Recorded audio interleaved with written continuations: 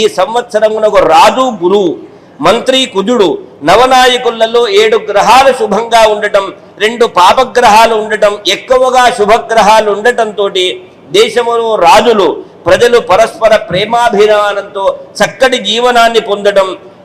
ఈ సంవత్సరములో విద్యా విధానం అనుకోండి, పాడి పంటలు కూడా చక్కగా సువృష్టితో పండటం, జీవన విధానం చక్కగా జరగటం గురువు రాజు కావటంతో. ప్రవచనకర్తలు, జ్యోతిష్య పండితులు చక్కగా వీధులలో, ఎందుకంటే ఈ గురువు బృహస్పతి దేవతల గురువు కావటంతో అన్ని శుభ సంకేతాలే మాటి మాటికి చెప్పాల్సిన ఆవశ్యకత.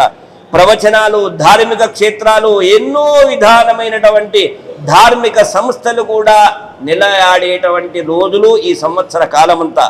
నాయకులంతా ధర్మ మార్గములో ఉండి చక్కటి నిర్ణయాలతో పరిపాలన చేసే అవకాశాన్ని లేకపోయినా ఆ భగవంతుడు భగవానుడు వాళ్ళలో చొరబడి జరిపిస్తారు, ఆ అవకాశం ఉంటుంది.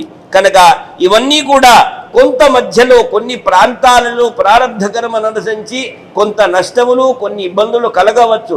దానికి మళ్ళీ అపరిష్కారం లేదు, పరిష్కారం ఉంటుంది. ఈ సంవత్సరము రైలు, విమాన, రోడ్డు అగ్ని ప్రమాదాలు తక్కువగా ఉన్నాయి. అది అదృష్టమో ఏమో, భగవంతుడు అనుగ్రహించినాడు. పోయిన సంవత్సరంలో వినరానటువంటి ఘటనలు విన్నాం.